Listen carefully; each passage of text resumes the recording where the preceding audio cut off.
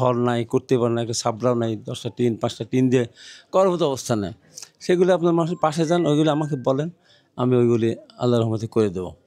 তারপরে হবে না, কারণ রোহিঙ্গারা যাবেন এই কারণে সরকার নতজন পরামর্শ নিতে হবে। এবং সরকার প্রথম দিন একটা ভুল স্টেটমেন্ট দিয়েছিল, যে কারণে এখন রোহিঙ্গার সংখ্যা বাড়ছে দিন দিন। এবং এই রোহিঙ্গা একবার এসেছিল শহীদ রাষ্ট্র জিয়া রহমানের আমলে। জিয়া রহমান তার কূটনীতিক সফলতার মাধ্যমে রোহিঙ্গাদের সব আবার মিয়ানমার পাঠিয়ে দিয়েছিল। ম্যাডাম খালেদা জিয়ার সময় একবার আসলো, সেটাও ম্যাডাম খালেদা জিয়া তার বুঝিয়ে টুঝিয়ে পাঠালো। তার কারণ জনগণের ভোটে তারা নির্বাচিত ছিল, যে কারণে বিদেশের সাথে তারা কথা বলতে পারতো চোখে চোখ রেখে। এখন এই সরকার নতজন ওদের উপর নির্ভরশীল। যেমন বাংলাদেশ ভারতকে সব কিছু দিয়েছিল বলে, কিন্তু ভারত কিন্তু রোহিঙ্গা দেওয়ার কোনো সমর্থন আমাদের করে না। কিছু রোহিঙ্গা ভারতে চলে গিয়েছিল, ভুলক্রমে হোক বা বাংলাদেশ ঢুকতে না পারার পর সেগুলো বাংলাদেশ পাঠিয়ে দিয়েছে। শুধু জনগণের ভোটে তারা নির্বাচিত সরকার ছিল না বলে আমরা জনগণের ব্যাপক সংখ্যক ভোট নিয়ে আমরা যদি রাষ্ট্রীয় ক্ষমতায় যেতে পারি, তাহলে বিদেশেও আমরা আমাদের যারা যে রাষ্ট্রগুলি আছে, বিশেষ করে ভারত আমাদেরকে যেভাবে প্রতিনিয়ত একেবারে আমাদেরকে দাস হিসাবে হবে। আমরা যে একটা প্রতিবেশী, আমরা স্বাধীন রাষ্ট্র ভাবেই না। এই জন্য বিএনপিকে ব্যাপক ভোটে জয়লাভ করতে হবে। সেই ব্যাপক ভোটে জয়লাভ করাতে হলে আপনাদের কিন্তু কাজ করতে হবে।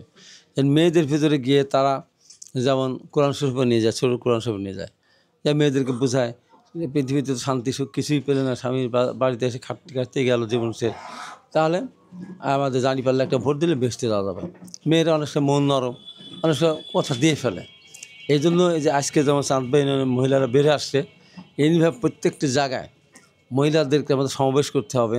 এবং এরপরে আমরা এই প্রত্যেকটা কেন্দ্রে আমরা যাব, সেখানেও আমাদের মানে সমস্ত অঙ্গ সংগঠনের ভিতরে মহিলা দলকে যেন বেশি প্রাধান্য দেওয়া হয়। মহিলা যখন একবারে আসবে, কতগুলো শুনবে, তো তখন আর তারা ওই কথা বিভ্রান্ত হবে না। মানে এমন একটা জায়গায় নিয়ে যাচ্ছে, মেয়েদেরকে বলতেছে তোমাকে বেহেশতের টিকিট দিলাম, স্বামীকে কিন্তু দেয় না। যদি বলে যে 2টা দেন, তার দিবে না কিন্তু। মানে আমরা যেমন যে মিলাতে গেলে প্যাকেট একটা দেয়, একটা চাইলে কি দিতে চায়, একজনই একটাই। তো বেহেশত ওই মহিলাদের একটা, স্বামীকে দিবে না কিন্তু, স্বামী ছাড়া বেহেশতে দেওয়া। তারপরে আরেকটা অন্যায় করতেছে কি, ইয়ানত নেয়। আমাদের বাড়ির, আমাদের বলতেছি আর কি, বাড়ির মেয়েরা ওই তালিম করে, তালিমে মাসে কিন্তু ওদের একটা নির্ধারিত ফি আছে, 300 টাকা বা 500 টাকা। ওই যে 500 টাকা জমায়, ওটা কিন্তু তার স্বামী জানেই না। ওই লুকিয়ে লুকিয়ে রাখে, আমি চুরি করা বলবো না, লুকিয়ে লুকিয়ে রাখে। সেই টাকাটা বেহেশতের লোভে, সেই টাকাটা বেহেশতের লোভে তারা ওই টাকাটা দেখুন ইয়ানত জমা দেয়। এমনিভাবে বিভ্রান্ত। কিন্তু যদি মেয়েরা যদি রাস্তায় চলে আসে, আজকে মিটিংয়ে আসলো, আমরা কথা বলে বলতে পারি যে বেহেশত বেচা কেনার জিনিস না, বেহেশত কোটি টাকা দিয়ে কেনা যাবে না, বেহেশত বেচার কেউ মালিক না, বেহেশত অর্জন করতে হবে। আমার নামাজ পড়া, স্বামীর সেবা, শ্বশুর সেবা, শাশুড়ির সেবা, জনগণের পক্ষে কাজ করার মধ্যে দিয়ে বেহেশত অর্জন করা যায়, বেহেশত কেনা যায় না। এইগুলি মেয়েরা যখন বেড়ে আসবে, তখন কিন্তু ওদের কাছে পরীক্ষা করার সুযোগ পাবে না। এই জন্য সেইগুলো আমাদের বলতে হবে। আমাদের দেশনেত্রী বেগম খালেদা জিয়া যে কাজগুলি মেয়েদের জন্য করেছেন, এই সম্বন্ধগুলো বলতে হবে। এখন আমাদের বসে থাকার কিছু সময় নেই। 31 দফাও থাকলো, আমাদের এক পাশে আমাদের নির্বাচনের থাকলো, বা ধানের শীষে ভোট দেওয়ার জন্য জনগণকে আহ্বান জানানো। পাশাপাশি আপনারা যদি মনে করেন এই এলাকার কী কী সমস্যাগুলি আছে, পয়েন্ট আউট করল, তোর এই ঘর নাই, করতে পারে না, একটা সাবলাও নাই, 10টা টিন 5টা টিন দিয়ে করার মতো অবস্থা নেই, সেগুলো আপনার মানুষের পাশে যান, ওইগুলো আমাকে বলেন, আমি ওইগুলি আল্লাহর রহমতে করে দেবো। তারপরে তারপরে কিছু প্রতিবন্ধী আছে না, প্রতিবন্ধী, সেই প্রতিবন্ধী থাকলে সেই প্রতিবন্ধী বাবা যদি ভ্যান চালায়, তারপরে তাকে ভ্যান কিনে দেওয়ার চেষ্টা করব বা দেবো। বা তার মা যদি আপনার সেলাই করতে পারে, মেশিনে কাপড় সেলাই করে তার করতো, তাহলে তার সেলাই মেশিন কিনে দেবো। আবার কিছু প্রতিবন্ধী আছে যে হাঁটতে পারে না, কিন্তু হুইল চেয়ার হলে সে চলতে পারবে, আমরা হুইল চেয়ারের ব্যবস্থা করে দেবো। এটা ক্ষমতায় যাওয়া লাগবে না, ফলেরও ক্ষমতা দরকার নেই, আমার এমপি হওয়া দরকার নেই। এখনই আমরা প্রতিনিয়ত আমরা করতেছি, প্রতিনিয়ত আল্লাহর রহমতে প্রতিনিয়ত করে যাচ্ছে।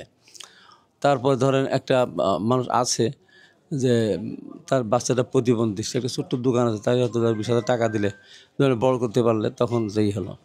আজকে সাইন ছিল আমাদের ওখানে গরিব ছাত্র, তাও তো দিচ্ছি, অ্যাপ্লিকেশন আমি নিজেই চাচ্ছি, অ্যাপ্লিকেশন দিলেও দেওয়ার সুযোগ আছে। আমার ক্যান্সার রুগী 50,000 টাকা দেওয়ার ব্যবস্থা আছে, অ্যাক্সিডেন্টের রুগী, তারপরে আপনার হার্টের রুগী, ওইগুলি আপনারা সহ দেবেন। ওই যে প্রেসক্রিপশন সহ ডাক্তারি সহ আপনার দিলে এইগুলো করে দিতে দিচ্ছি তো আমরা অনেক দিচ্ছি কিন্তু তো এই কাজগুলো এখনই যখন আপনি করবেন না তখন আপনার জনগণ এখন ধরেন একটা বাড়িতে টিউবওয়েল না আপনি টিউবওয়েল বসাই দিলেন তাহলে স্বাভাবিকভাবে ওই এলাকার মানুষ তো আপনি পড়ে আমার কাছে অনেকগুলো টিউবওয়েল আছে আমি দিতে পারবো সেগুলি আপনাদের এই জিনিসগুলো ইতিমধ্যে আলমকে বলছি রানা ভাইকে বলছি রবিকে বলছি তারা এদিকে ইউনিয়নের যারা নেতৃবৃন্দ আছে তাদের সাথে আলাপ করে এই জিনিসগুলি তারা আমাদের কাছে দেবেন তো এই জিনিসগুলি আমাদের কাজগুলি এই কাজগুলি কিন্তু আমরা করতে অবকাঠামো প্রাইমারি স্কুল আমি কিন্তু প্রাইমারি স্কুল পাইনি প্রাইমারি স্কুল পেলে পরে সেগুলিকে বিল্ডিং করে দেওয়ার ব্যবস্থা ছিল হাই স্কুল মাদ্রাসা যেগুলি আমি চেয়েছি যেগুলো দিয়েছে সেগুলো সব ইনশাল্লাহ হবে এগুলি কেন হবে সরকার দেয় কিন্তু নেওয়ার লোক নেয় নিতে পারে না নিতে পারে সেই জিনিসটা আপনার অন্যভাবে তার করে যেমন একসময় লোকমান চেয়ারম্যান ছিল না একজন তো আমার সাথে দেখা হতে বললো হাইব্বা কী বলবো এই যে আমাদের যে চাউল যে এসেছে কাবিখানা কি চাউল অনেক চাউল আসে সব বিক্রি করে দিয়েছে একটা টোটাল ঈশ্বরদেরকে টোটালটা বিক্রি করে দিয়েছে এই যে মানুষের হক নষ্ট করা আর আমরা এদিকে আমি ৬,২০০ লোককে ঈশ্বর দিয়ে ৮ ঘরে মিলে কিন্তু 10 কেজি চাউল দেওয়ার ব্যবস্থা করেছিলাম ঈশ্বর দিয়ে আমি একদম গোডাউন থেকে চাউল নিয়ে যাওয়া সে মাপসে তার টাকা ঈশ্বর দিয়ে মেয়েদের মধ্যে 5,000 তাদের ব্যাগ কিনতে বাড়ি বাড়ি পৌঁছা দিচ্ছে যেন ওখান থেকে এবং 8 ঘরে তো আমি খবর নিয়ে পরে দেখছি যে এই ট্রাক ভাড়া টাড়া কিন্তু আমাদের দলের পক্ষে দেওয়া হয়েছে ডিফারেন্সটা কত ওরা ওখানে মেরে খেত জানতো না আর আমরা এটা স্পেশালি বরাদ্দ নিয়ে আসে সরকার দেওয়ার আছে তো নিতে পারলে পর দেওয়া হয়তো ল্যাপস হয়ে যেত তো সেখানে আমরা নিজের টাকা খরচ করতে চাই টাকা খরচ করে আমরা পোষা দিচ্ছি আর ওটাই হতো আগে সরিষা বীজ মানুষ পায় কৃষকেরা তো বুঝতোই না সরিষা বীজ দিলে ওটা তেল ভাঙা খায় খাঁটি সরিষার তেল খায় যদি দেওয়া যায় গম আটা বানা খায়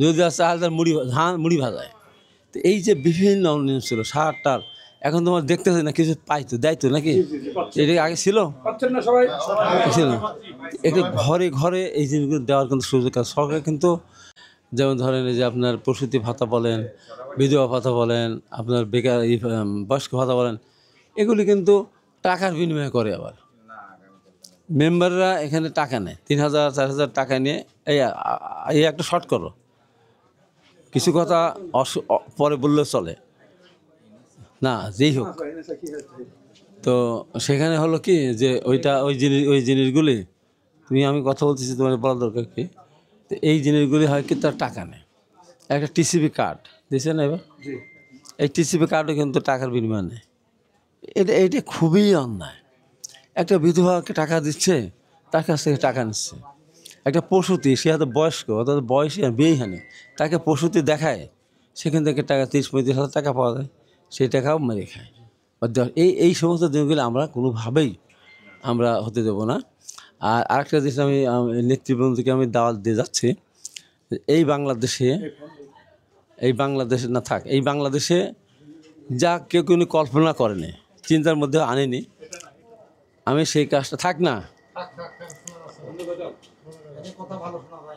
দোজকে গেলে কঠিন আদাব সহ্য করতে হবে আগের থেকে একটু দোজকে আমরা যেতে চাই না বেহেশতে আমরা যেতে চাই আমরা বেহেশতে যেতে চাই হ্যাঁ তবে পাখা টাকা পরে আমরা বাতাস খাবো এখন কথা শোনো এখন যে জিনিসটা যা কেউ চিন্তা করে নাই বাংলাদেশে এটা হওয়া তো দূরের কথা কেউ চিন্তাও করেনি সেই কাজটা আমি আগামীকাল করতে যাচ্ছি প্রতিনিধি হলো রকি ঘোষণা দিয়েছিল A+ পেলে ফোন কিনে দেবে অ্যান্ড্রয়েড ফোন রকি বললা রকি হিসাব করো কিন্তু বিলের মাঠে জমি রেডি রাখো বেশি পেলে খবর আছে তো 4টা পাইছে আজকে জিজ্ঞাসা করতে কিনছো তো তাই কিনছি দেখো নগদ কিন্তু লাগবে আমি কিন্তু ল্যাপটপ নিয়ে আসছি এই যে একটা ঘটনা এবং আমি মহিলা কলেজের সভাপতি আমি শুদ্ধ দাসড়ে কলেজের আমি বলেছি এই যে এর আগে যে যারা গোল্ডেন পাবে যদি 20টা 50টা আমি ট্রাক ভরে নিয়ে এসে আমি দেবো ল্যাপটপ দেবো এটা হলো ওদেরকে উৎসাহিত করা স্কুলেও তাই এবং এটাও বলেছি যে এসএসসি পরীক্ষা টেস্টের পরে কেউ ক্লাস করে না এই সময়টুকু টিচাররা তাদেরকে শিক্ষা বেশি কোচিং করার মতো করাবে সেই জন্য বাচ্চাদেরও টাকা দেওয়া লাগবে না স্কুল থেকেও টাকা দেওয়া লাগে না কলেজ থেকেও টাকা দেওয়া ওই টাকাটা আমি দেবো মাস্টারদের সম্মানটা দেবো। এমনি যদি বলি তাহলে পড়াবে না। তারা যদি পড়ানোর পর 10,000 টাকা পায় তাহলে তো অতিরিক্ত সময় শিক্ষা স্কুল উন্নতি হলো। তারপর বলেছে যদি যদি ভালো রেজাল্ট যারা করবে যে সমস্ত স্কুলগুলি প্রতিযোগিতা করে তাদের জন্য একটা পুরস্কার আছে। এইভাবে আমি চাচ্ছি সমাজটাকে সামনে এগিয়ে নিতে। ভয়াবহ অবস্থা, 200 কলেজে একজনও পাশ করে নেয়। এটা চিন্তা করা যায়? তাই বেতন যে নেয় এদের কী করে? বেদের মাঠে আমাদের ধান লাগানোর কাজে লাগানোর সাথে কোনো উপায় নাই। আরও ভয়াবহ অবস্থা যে শুধু হ্যাডম দেখানোর জন্য, রাজনৈতিক হ্যাডম দেখানোর জন্য অনার্স কোর্স খোলা। একটা অনার্স কোর্স খুলতে হলে হেলাল জানো যে 6টা টিচার লাগে। রবি জানা 7টা টিচার আছে, ছাত্র একদিনও নেই। কেন এটা? কালকে প্রশ্নটা করেছিলাম আমাদের আইন শৃঙ্খলা মিটিংয়ে। সেখানে এসপি পুলিশ আর্মি টার্মি র্যাব গোয়েন্দা সব ছিল, সমস্ত ডিপার্টমেন্টের সমস্ত বড় অফিসার পাবনার যারা সবাই সেখানে ছিল। আমি প্রশ্ন করেছিলাম, কেউ কি বলতে পারবেন তাহলে কেন খোলা হলো, কেন অনার্স কোর্স খোলা হলো? কেউ বলতে পারবেন? যে বলতে পারবেন তাকে পুরস্কার দেবো। যদি কেউ বলতে পারে না, একজনও কেউ নেই। আমাদের ডিসি সাহেব তো চালাক, ও তো চালাক মানুষ, ইঞ্জিনিয়ার। তো আস্তে করে বলতেছে চাকরি টাকা দিয়ে আস্তে করে। তাই হলো ডিসি সাহেব পারছে, উনি চালাক মানুষ, ইঞ্জিনিয়ার মানুষ, শুধু টাকার জন্য অনার্স কোর্স খুলে ওদের কাছে টাকা নিয়ে অনার্স করতেছে। এদের চাকরি টাকা পায় না, বেতন পায় না, কিছু নয়। খুবই বেহাল অবস্থা। এইবারে যে পাস করে নেই, তখন যে ফেল করাই না তো, আগে পাস করাই দিত। বলা হতো লিখলে ওর খাতা আসলে এই প্লাস দিয়ে দাও, পরীক্ষা না দিলেও দাও। এই যে অবস্থা ছিল, এই সব ধ্বংস হয়ে গেছে। ইনশাল্লাহ আগামী দিনে আমাদের দল যদি রাষ্ট্রকে সেবা করার সুযোগ পায়, ইনশাল্লাহ আমরা এইগুলি পরিবর্তন করব। এই কথাগুলি মানুষের কাছে বলতে হবে আমরা কি চাই। কত ব্যাপক পরিবর্তন না! কালকে তো মিডিয়া দেখবে যে একটা নতুন একটা অনুষ্ঠান, এবং এই যে অনুষ্ঠানে যারা আসবেন 1,000 2,000 যাই হোক, তাদেরকে আমরা আমরা সুন্দরভাবে আমরা তাদেরকে বসানোর ব্যবস্থা করবো, তাদের বলার সুযোগ করে দেবো, কিছু আইডিয়া আমরা নেব। আমি যতটুকু জানি আর বেশি হয়তো আমাদের জ্ঞান দিতে পারে। এই নতুন আমরা কিছু সৃষ্টি করতে চাই। এই জন্য আপনারা একটু কষ্ট করেন, বেশি দিন না, তো অল্প দিন সময় আছে। আর এই অল্প দিন সময়ের মধ্যে নির্বাচনটা ইনশাল্লাহ হয়ে যাবে, যত ষড়যন্ত্র করি না কেন। তার নির্বাচন যদি না হয় ফেরের মধ্যে, আমি এখানেও বলি এই সরকার থাকবে না। এই সরকারকে ক্ষমতা থাকতে হলে এবং সরকারকে সুন্দরভাবে বিদায় নিতে হলে একটা নির্বাচন করা ছাড়া কোনো গতি নাই। আর নির্বাচন ছাড়া একটা দেশ চলতে পারে না। এই যে আজকে 15 মাস হলো জিডিপি আস্তে আস্তে নিচে নামতে 3% নিচে নেমে গেছে। কোনো ইনভেস্টমেন্ট নেই, কোনো দেশ কোনো বিনিয়োগ করতেছে না, কোনো দেশ আমাদের সাথে বন্ধুত্ব করতেছে না।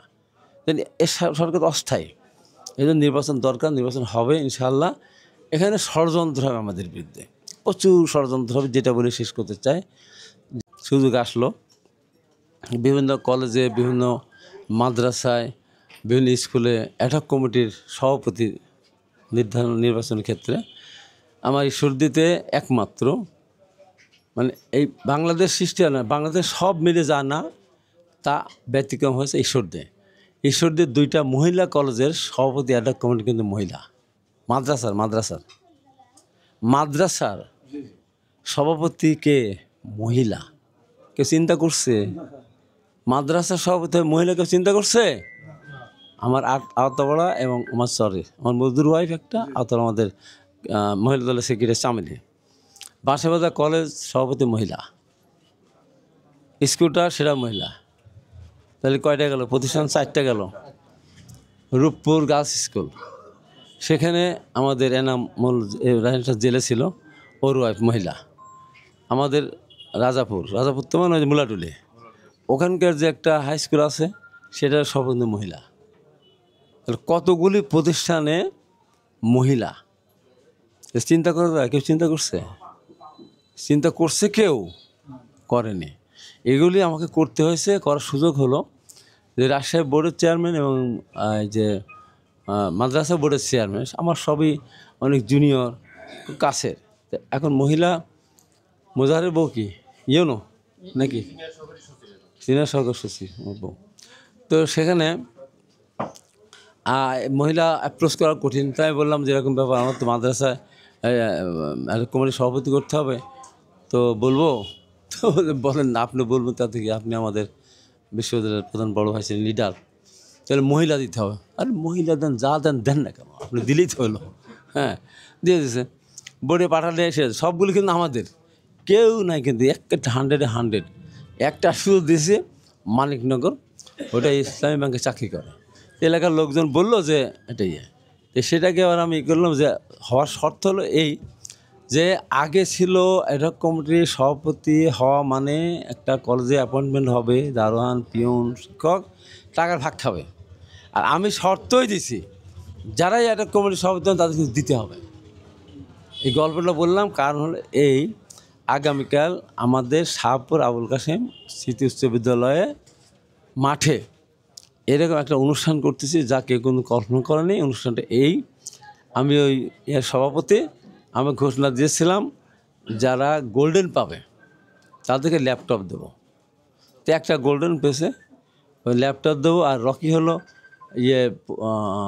কী বলে, আরে মারামারি করলে তোমার গার্জিয়ান, কোথাও একটা সোলার লাইট দরকার, কোথাও একটা স্কুলের অবকাঠামো সমস্যা আছে, কোথাও একটা রাস্তা নেই, কোথাও একটা অল্পটুকু কানেক্টিভ রাস্তা মাঝখানে গ্যাপ আছে, এই সমস্তগুলো আপনার লোকালে যখন প্রচার করবেন, লিফলেট ছাপাবেন, সে কথাগুলো আপনারা সংযোজন করবেন। আর জাতীয় তো আছেই, আমাদের একটি দফার মধ্যে সব আছে।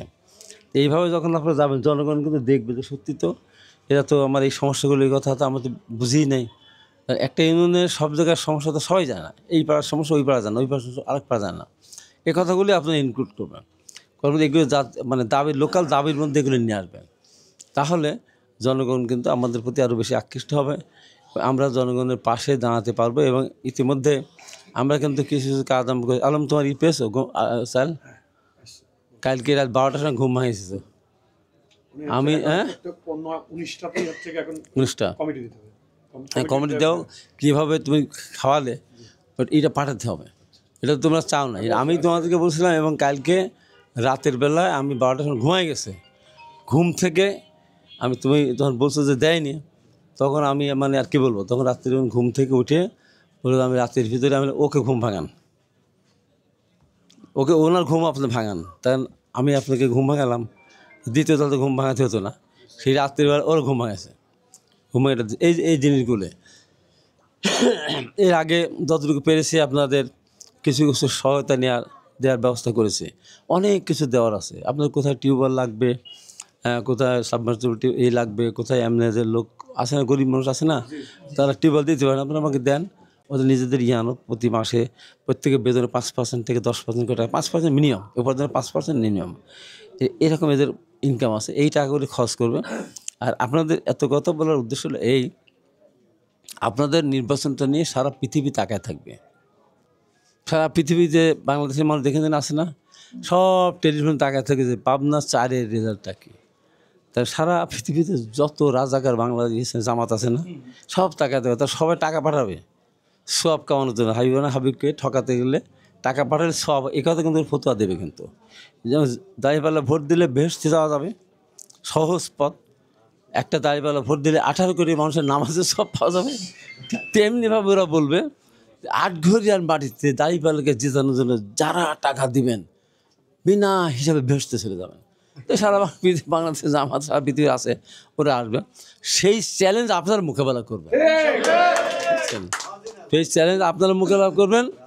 এবং সেইভাবে যদি আপনারা মাঠে নামেন, ব্যাপক ভোটে যদি আমরা জয়লাভ করতে পারি, দল অবশ্যই আপনাদেরকে সম্মানিত করবে। তখন আমরা ঈশ্বরদী আটঘরিয়াকে মোটামুটি, পাবনা তো আছে, কিন্তু ঈশ্বরদী আটঘরিয়া মানুষের এতদিনে যে জায়গায় যে সমস্যাগুলো ছিল, সেই সমস্যাগুলো আমরা অনেকখানি সমাধান করতে পারবো। এই জন্য বেশি বেশি করে, এখন আপনি পায়েস রান্না করলেন, বেশি মানুষ আপনার কাছে উপস্থিত, ফাঁকি দেওয়া দেন, পায়েস খাওয়াইছে বলে চিনি অর্ধেক দিলে, লবণ অর্ধেক দিলে ওই পায়েস খাবে, কিন্তু বেশি লোক কিন্তু গালাগালি করতে যাবে। তো আপনারা ওই কাজ করেন না, কাজ বেশি করে করুন, বেশি করে ভোট পান। বেশি করে ভোট পেলে আপনার দাবিটা বেশি তাড়াতাড়ি আদায় হবে। এই প্রত্যাশা ব্যক্ত করে আপনাদের সবার সুস্বাস্থ্য কামনা করে আমার বক্তব্য এখানে শেষ করছি। দেশনেত্রী বেগম খালেদা জিয়া জিন্দাবাদ, শহীদ রাষ্ট্রপতি জিয়া রহমান অমর হোক, দলের ভারপ্রাপ্ত চেয়ারম্যান, আধুনিক বাংলাদেশ গড়ার কারিগর জনাব তারেক রহমান জিন্দাবাদ জিন্দাবাদ। সবাইকে ধন্যবাদ।